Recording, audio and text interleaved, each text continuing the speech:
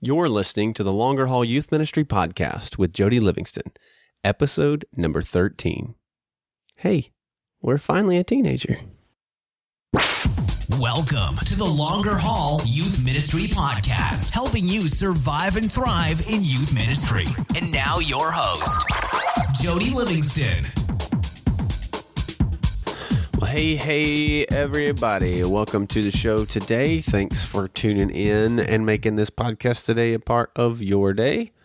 If this is your first time listening, thanks for coming over to the podcast. Welcome to it. Thanks for being a part of the community today. If you're coming back, thanks for coming back and putting up with me for one more episode. You picked a good one. This is going to be a great episode, and I'm excited to share it with you. If you're enjoying the podcast, head over to iTunes and subscribe there so you get the content each week as it comes out.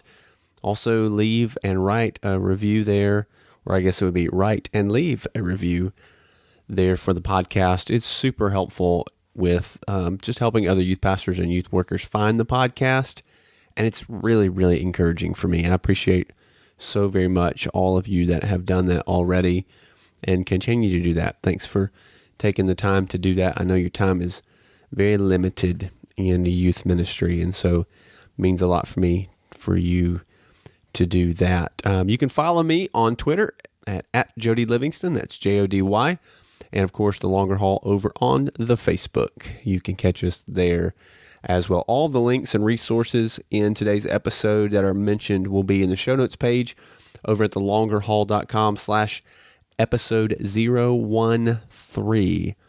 That is thelongerhaul.com/episode 013. Man, a very special guest today on the show. It's actually my wife. The missus is on the show, Sarah Livingston, just a precious woman. So grateful for her in my life and ministry. Tons of wisdom wrapped up in this lady. And so I'm really excited for her to come on the show, for you to kind of meet her and hear from her, the other side kind of our ministry. And I'm even more excited because it was her idea for her to come on, which is really surprising. But she kills it, man. She knocks it out. You're going to hear a lot about how we manage things, just the busyness that we find ourselves in so often in ministry, kind of that balance. How do we do that? Our kids in ministry, family there, as well as how we found just to most effectively minister to students and invite them in to be a part of our life, how she's changed, especially her role has changed throughout the years as we've gotten married and had children. And even we talk a little bit about what it's like having a kid in our ministry as well. And she gives some phenomenal resources at the end that you're going to want to stick around for as well. Just a really helpful, I think it'd be a really helpful interview for you, regardless of what stage of your life you're in, whether you're married now or not, have kids now or not. You may one day find yourself being that. So we just try to be real open and honest with you today and just kind of share a little bit from our journey and where we are, things that have worked and things that maybe haven't always worked so well for us. Before we get to the interview, though, let me thank today's sponsor, which is audible.com. Man, just a huge resource in my own life personally, as I just read a lot. And Audible, I really enjoy listening to the audiobooks, especially. And it's just been a good resource for me over the last few years, allowing me to really consume a whole lot more than I would if I were just having to read them. And so I highly encourage you to check that out.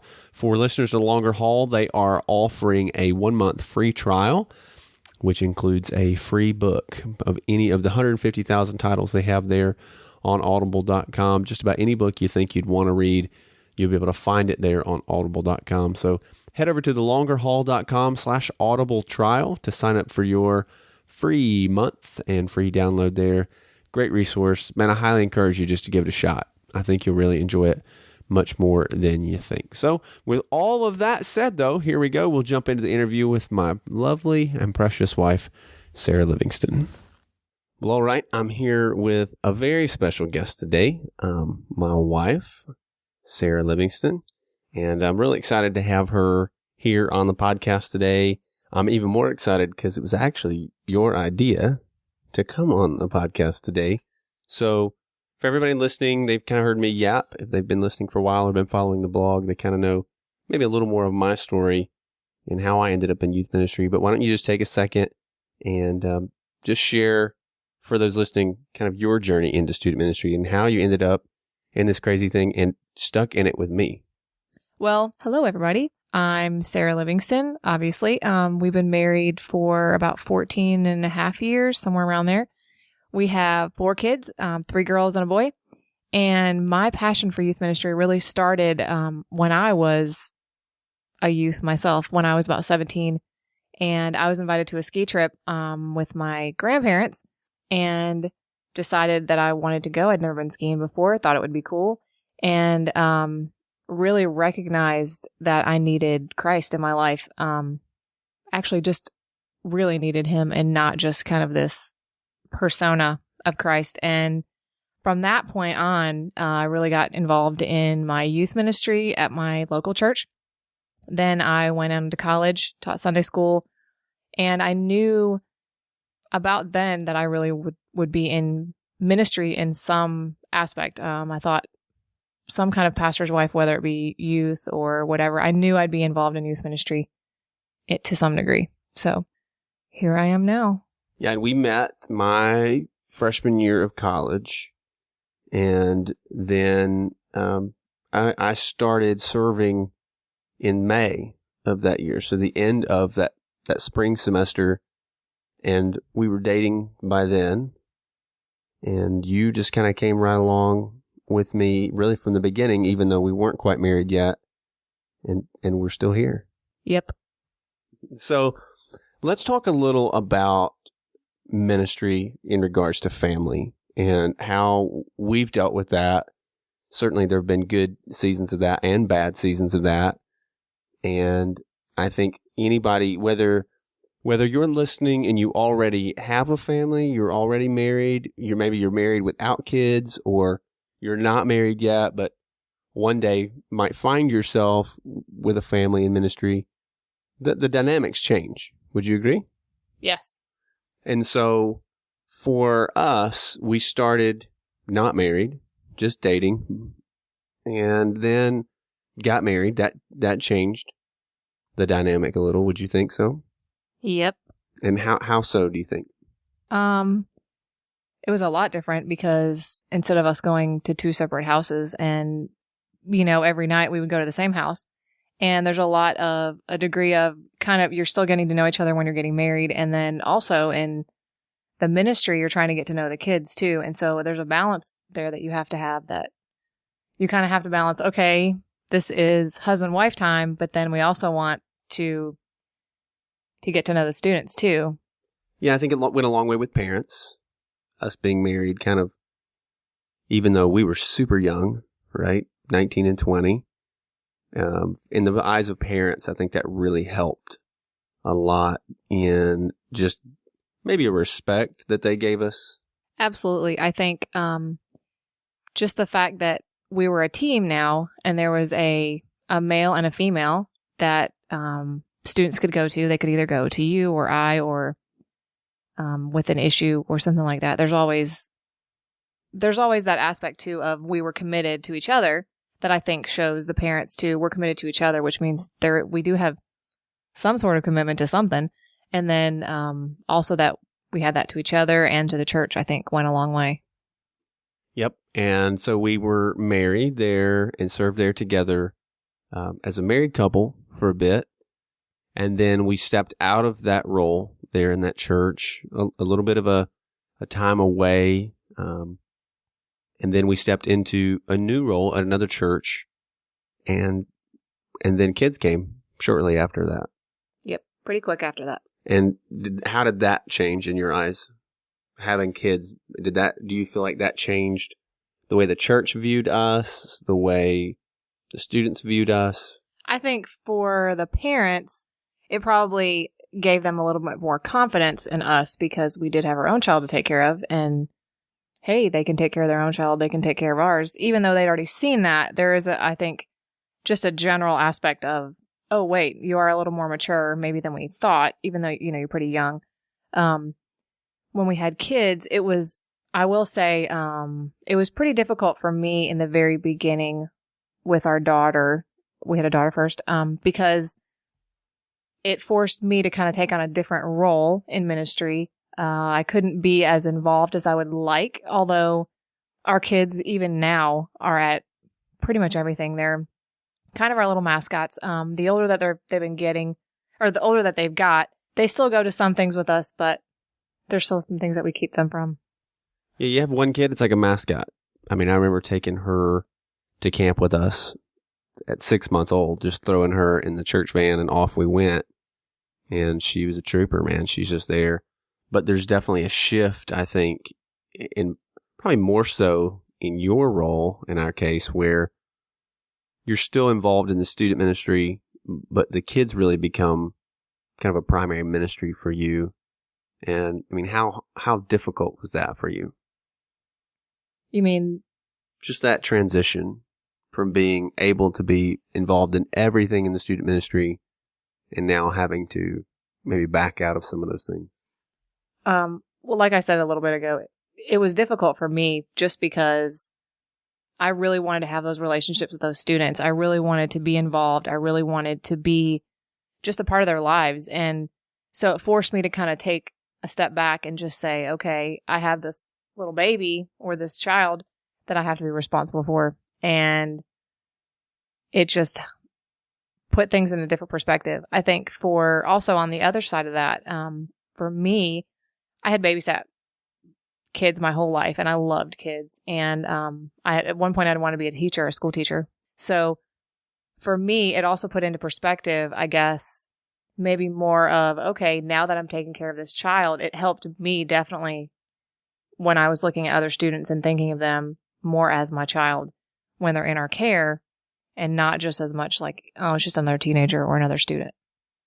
Yeah, I can remember standing before parents and the feeling of being able to say, hey, I am a parent. I understand. And we've said this a lot to a lot of people, like everybody's an expert on marriage until they're married.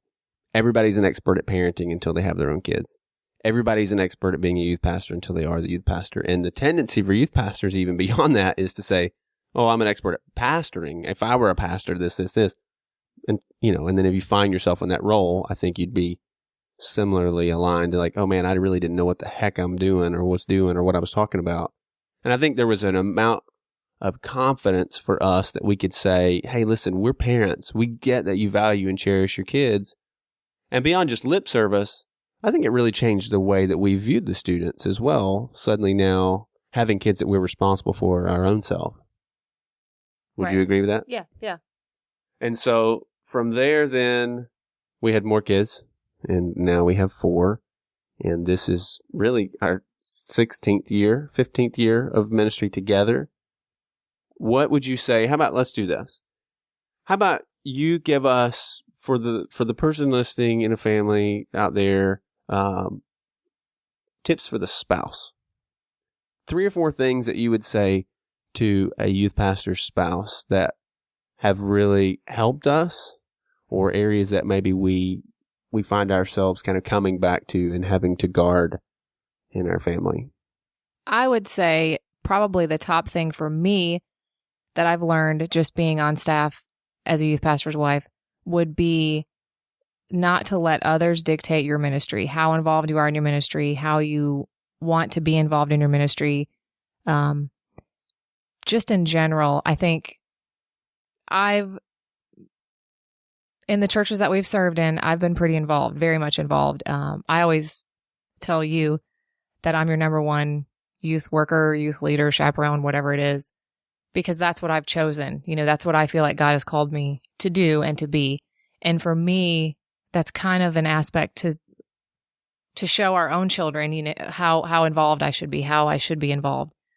And I think in some churches, there can be church members or whomever, maybe the people who are kind of in charge, that kind of feel like you should be more involved, you should be less involved. And for me, there's a lot of pressure in that. There's a lot of pressure in general to be in ministry, to be a youth pastor's wife, whoever.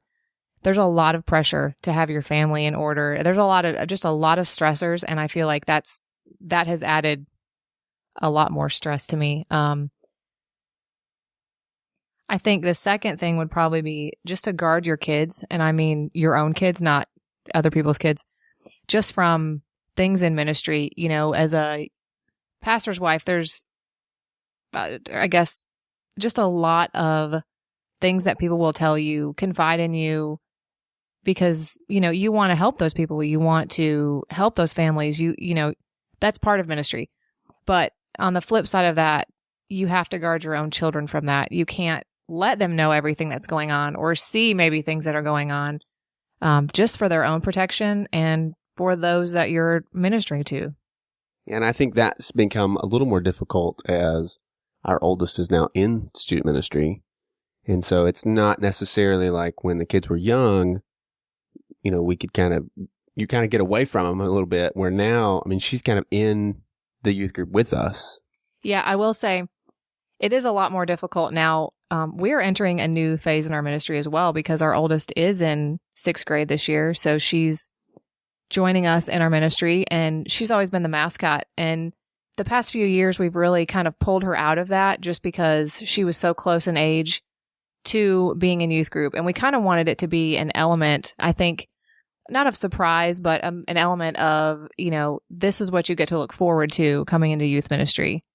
Yeah, I mean, she's been going to camp since she was 6 months old. So now that she's in the youth ministry and she's going to camp as a student, I think there was definitely an intentionality on our part where how do we kind of prepare her to be able to come into youth ministry and experience youth ministry as one of the students. And so you're right, we kind of pulled her out a bit the last couple of years and not brought her on all those things so that she could kind of come in afresh and anew. Well, and the other thing with that too is she was also in children's ministry, and we don't want, I think you would agree with me that we don't want to pull our kids and just have them be in youth ministry. They need to be involved in the church. They need to be around other kids who are their age.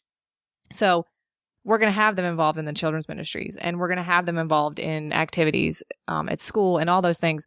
We want, I think, for you and I think we've really tried to put our kids and have them be the typical, you know, kids involved in school, involved in sports, involved in church, just in everything. We just want to do life with our kids, and we want them just, which actually leads me to my third one, which is, let your kids see you serve in your ministry, and not necessarily you serving pancakes or, you know, something crazy like that, at a youth function, but let them see you serve in your ministry. Let them see you praying with other students. Let them see you just serving others, whether it might not be in youth ministry. It might be in children's. It could be in women's ministry, whatever, you know, whatever you feel called to, whatever you're involved in, just let them see that you are serving. And, you know, that's what we're supposed to do. Yeah. And like we took her when she was 10, we took her on our overseas mission trip with our high school students. And so as a family, we went and served, and that was really important. I know, especially for me, I just really wanted her to see that and understand what we're doing when we're gone, see how other people live just culturally, and then see that side of ministry for us. I think too, one of the things that we've always been really intentional about is we're on staff, you know, as the youth pastor, we're obviously serving, leading the student ministry, but we want to be involved. There are a lot of things that we do and things that we serve in that are outside the realm of our quote unquote job. And so that gives us a lot of opportunities for our kids to come along and serve with us, whether that's a community work day, if that's a children's event, or that's one of our family life events with some sports ministry or whatever that is. We're present in serving outside of maybe our bubble. Right. And I think the last thing that I would mention is kind of, Jody was just leading into that, but let your kids be themselves, or let your kids kind of do their thing. And for me, I think it's just maybe part of it's my personality, maybe part of it's just ministry, but I kind of feel like my kids always have to have it together. They always have to kind of do the right thing. And I think that probably is a mix of both. But what we've realized too, we have 4 children and they're all different. Every one of them has different personalities and different quirks and different things like that. And I think for us, we've really just kind of let our kids do their thing. If they don't want to go and do something, or if they, want to be super involved in something, then we talk about it. We don't just let them make a lot of their own decisions because they are our children, but we want them to be involved. We want them to understand why we serve and not just because we're on staff. And I think that's a big thing. We want them to love the church. And they do. They love going to church. They love being at the church. And in every way, they enjoy being there and they enjoy doing those things. And I think there's a line too where they're around the students a lot, so they're really comfortable around the students, and that can get a little crazy at times. Yes. And so we've got to draw that fine line there on both sides. The students are really comfortable around our kids, and our kids are really comfortable around there. So, don't mess with my kids, but my kids don't want to be out of line of messing with you. But you're right. I think giving them the freedom to just be them. And even tonight, they were just goofing around and afterwards and just dancing up on stage and stuff. And they just love it. They just love that. Yeah. So how about areas just personally, maybe for you and I, where maybe we struggle at times, because certainly don't want to paint the picture that we've got this all figured out and together. We've got a lot going on. Our church is extremely involved in our community and extremely focused when it comes to serving and ministering to others. I mean, there's not a day really that something's not. 7 days a week, there's something going on in our church. Oftentimes that involves us. So time is a big thing. I'm obviously doing all the podcasting and the blog. I'm taking classes in addition to that. You've got kind of a side business that you're doing in addition to teaching preschool, 4 kids running a million different directions. Like, how do we survive that? I think everyone talks about, I think in ministry just talks about, actually probably just in life, about balance. There has to be balance. There has to be fun. There has to be structure. There has to be all these different things. And I think for us, it's one of those things you just kind of have to figure out with your family, with your situation, with your, whatever you have going on, whatever that may be, jobs, whatever. But I think we've kind of figured that out. We've figured, not that we have it together. Absolutely. That's not what I'm saying. What I'm saying is. What? No, I thought we okay, I'm sorry. But I think just hit the microphone. Sorry. I think for us, it's got to be, my side business is something that I really enjoy doing. So for me, that's kind of like a getaway type thing. I think for Jody, he really enjoys the podcasting. It's also kind of his ministry too, as well. I think that because we've been in ministry, I would not say, a really, really long time, but we have been in ministry a good amount of time. And I feel that some of the experiences that we've experienced or circumstances that we've gone through have helped, and we can help others. And so I feel like right now this is kind of a way to help. I kind of forgot the question. Yeah. Well, when it comes for us to balance and manage our time, right, and that's kind of where it was heading, I think you're right. We've just kind of had to figure it out. And there's been seasons where that's easier than others. There's been a lot where we've dropped the ball. What? Again, I don't understand what you're saying. But I think one of the things that we've talked a lot about is balance is impossible to achieve in ministry, especially. But health is kind of the strive, right? So there are seasons where family needs a whole lot more attention, and maybe ministry has to take a little bit of a back seat. And then there are other times where ministry needs more attention, and family doesn't necessarily take a back seat, but it takes less of a focus. Is that right? Would you say that? Yes, absolutely. I would say that. I want to make sure I'm not like sounding heretical there. I'm not saying you neglect your family or your ministry. It's just that certain seasons are gonna require different things of your time, and so we've kind of figured that out pretty good at this point. Summers are busy and crazy. The beginning of the school year is crazy. Holidays are crazy. And there's some times in there that aren't as crazy. And so we've kind of settled to fight for that. Mm-hmm. I will say too, we do try to take advantage of the times that we are less busy. What I found, I'm a busybody. I love to be busy. When I'm not busy, Jody will agree to this, but when I'm not busy, I feel like I should be doing something. So I will make myself just busy myself with tons of things and work and all of these things, and then it stresses me out. But side note, but I think the balance for us is just learning how to stay busy, but also not stay busy to stay busy, if that makes sense. Yeah, and I'm the opposite. Like, I enjoy a nap or two. Yeah, I don't like naps at all. Yeah, so that's another area where just marriage-wise, we've had to work that out and make ourselves slow down at times, and sometimes I miss naps, but we just keep moving forward in that. How about this?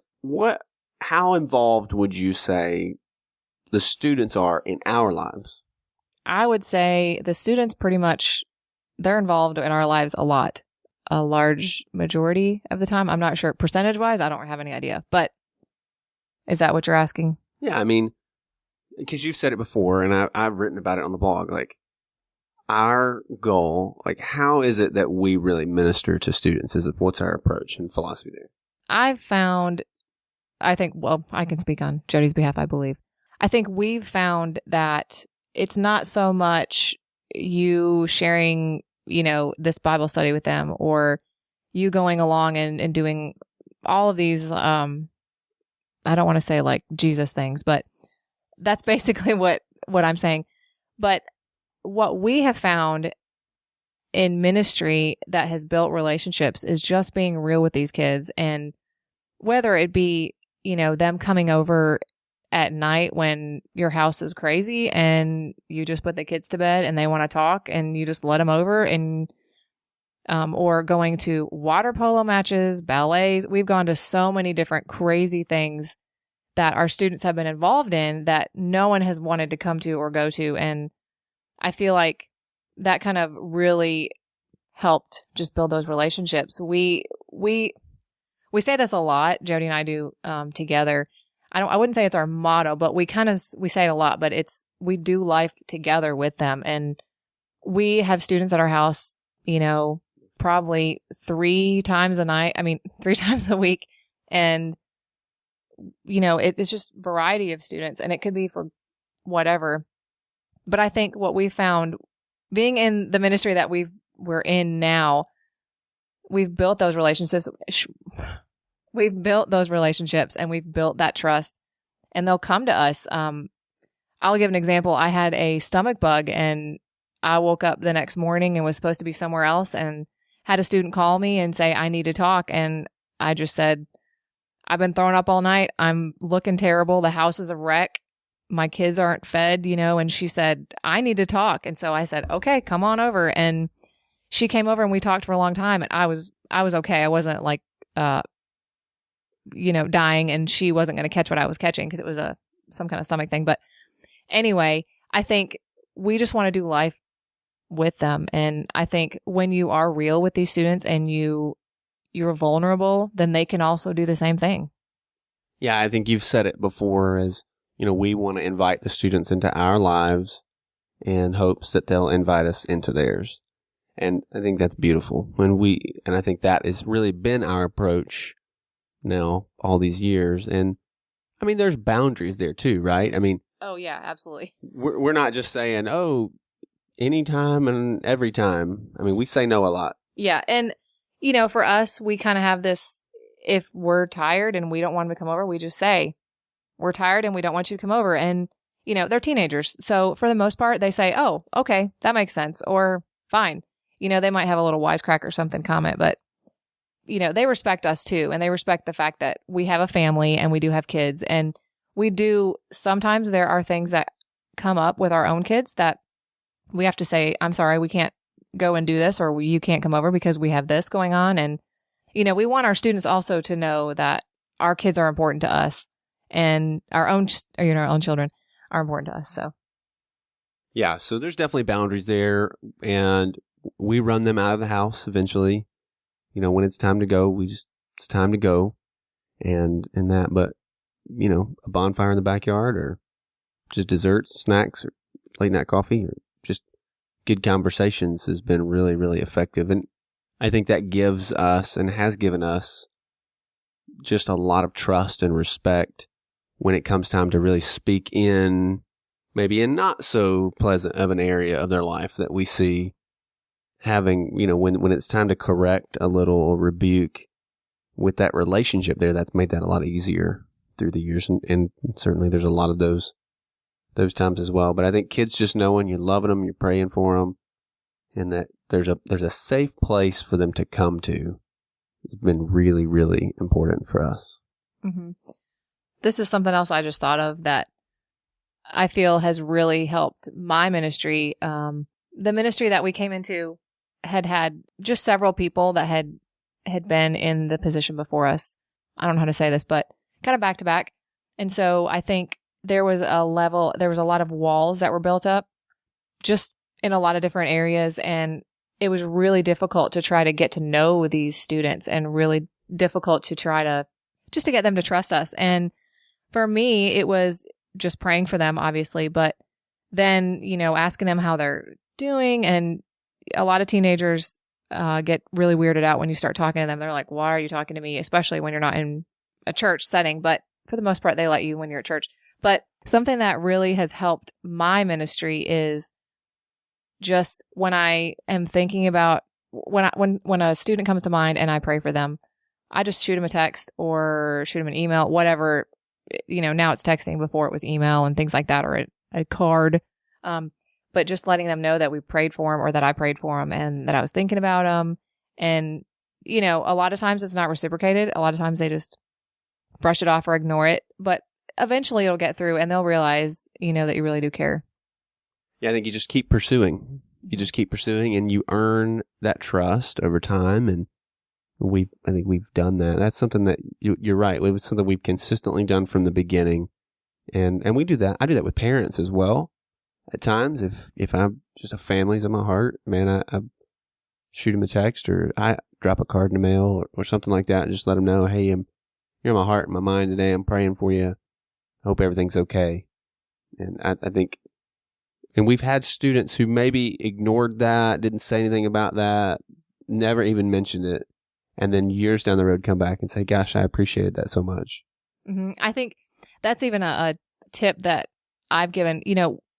We're sitting here with a almost teenager in our house, so we haven't hit those teenagers yet, so we can't really speak from experience. But I've even given that advice to parents, just to say, at least let them know that you're praying for them. And when your teenager kind of feels like they're just kind of off in alien nation or something, and you just kind of just let them know that you're praying for them and that you love them and all of that. So I think that's just maybe in general, teenagers are teenagers, and we all work with them, and they eventually grow up to be grown-ups and mature eventually. But in the meantime, it's just building that trust so that they know that they can trust somebody to talk to.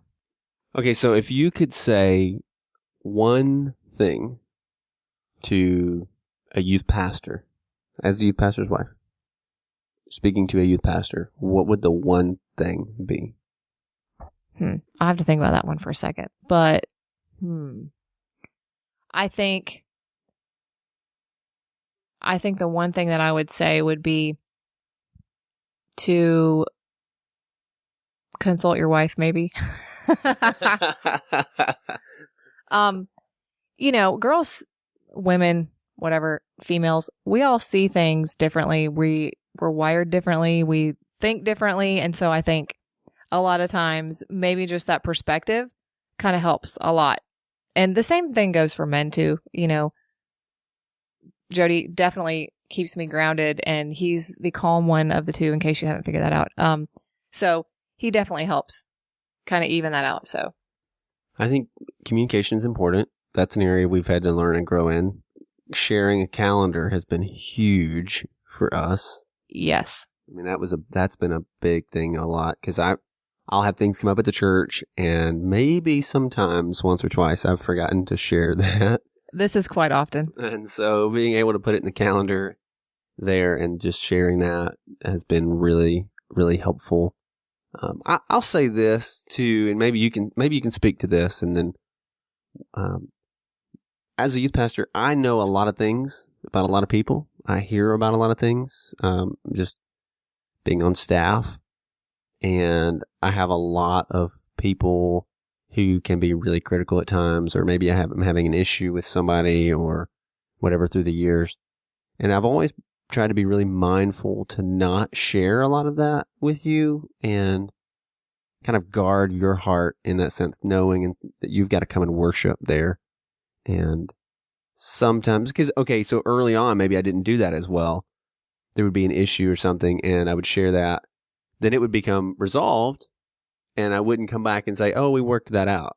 Yeah, and that actually, it's funny that you brought that up, because there was a few times where I was going to punch somebody in the face. I was just going to go at somebody because, they were messing with my husband, or they were messing with somebody that I loved or cared about. And, they didn't know the whole story or whatever it is. But, that's one thing that Jody has been awesome about. Probably, it's probably more experience we've learned as we went, you don't want the youth pastor's wife to knock somebody out or to fist fight or whatever that may be. So, that's something that I didn't realize was happening, and until it was happening. And then I thought, wow, this is, the things are going really great. And it's not that ministry is awful and terrible, but there are things that are going to come up that, us girls kind of get too girly about, and we just get mad and we hold a grudge and we can't get past it. And, I don't know. Yeah. And I think it really would go either way, depending on which spouse is serving in that role. Your spouse has to come and worship there. And so there's certainly things I share. It's not that I hide everything from you, but that's not what we're saying. But there's an element too where I've got to be mindful that you've got to worship there, and I can't vent everything to you all the time. I've got to have other folks in my life that I can trust and share with outside of my church. And reciprocated, you've got to have an element of trust that I'm going to share with you what you really need to know.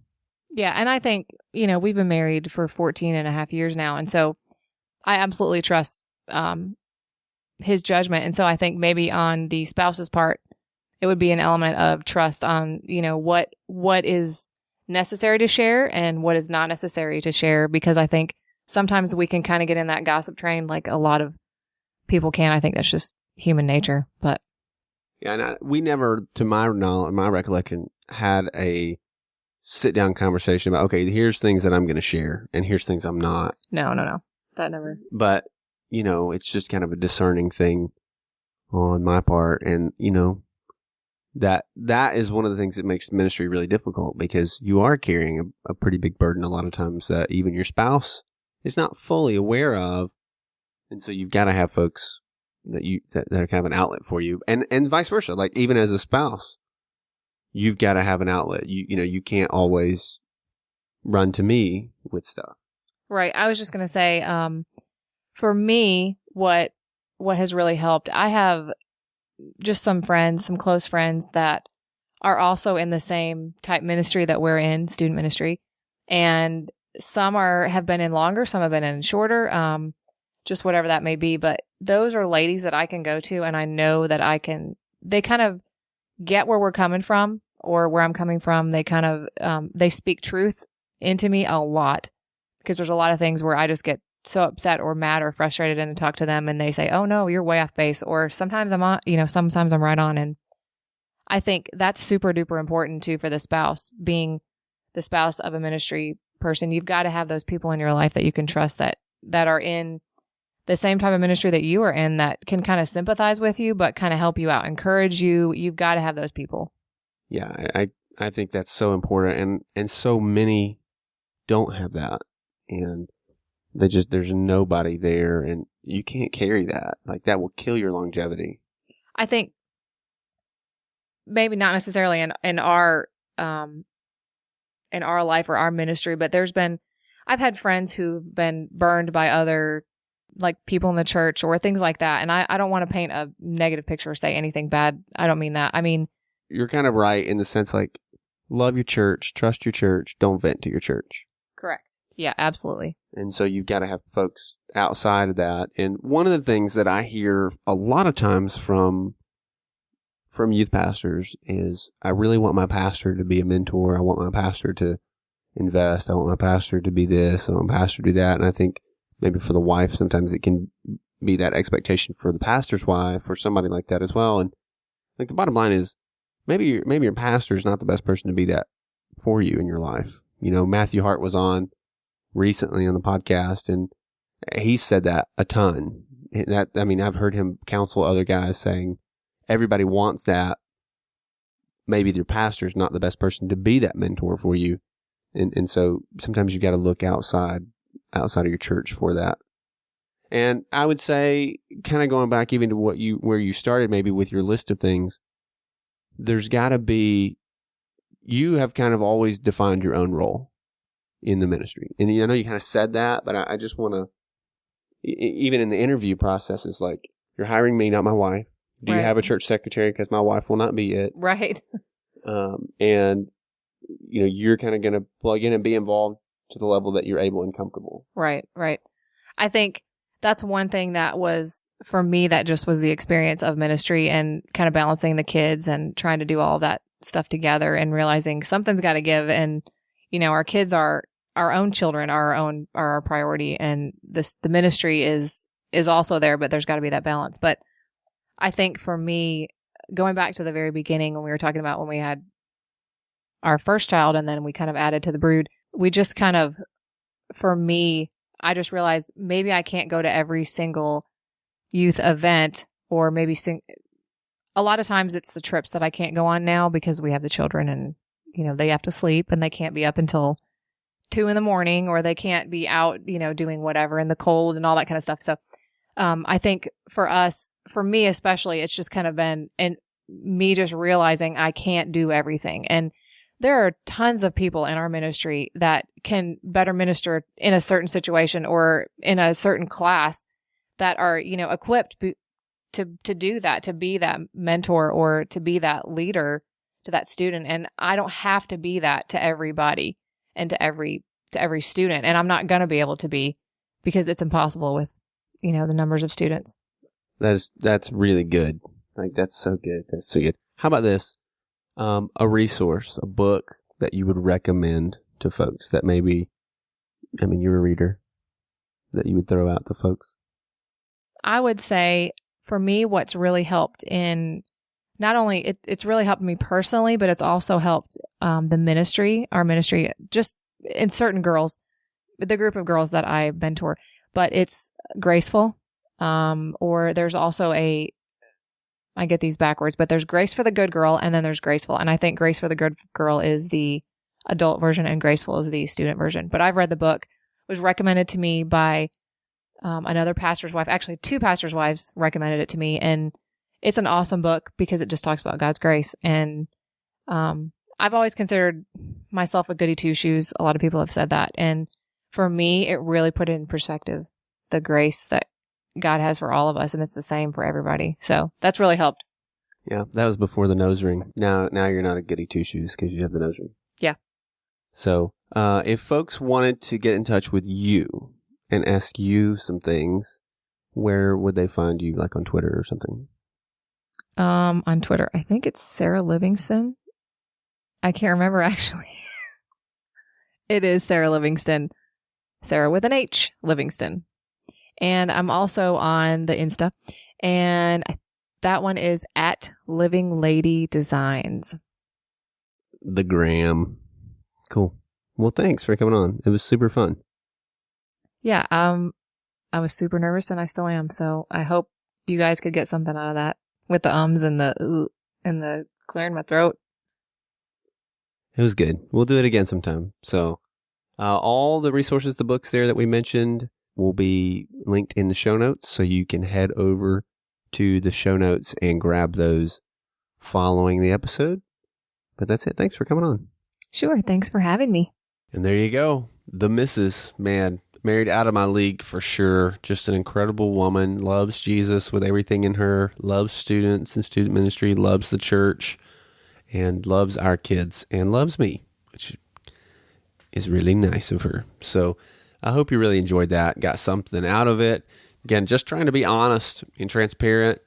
with where we are and things that have worked well for us and not. Again, all the links and resources there that she mentioned at the end will be on the show notes page at thelongerhaul.com/episode 013. thelongerhaul.com/episode 013.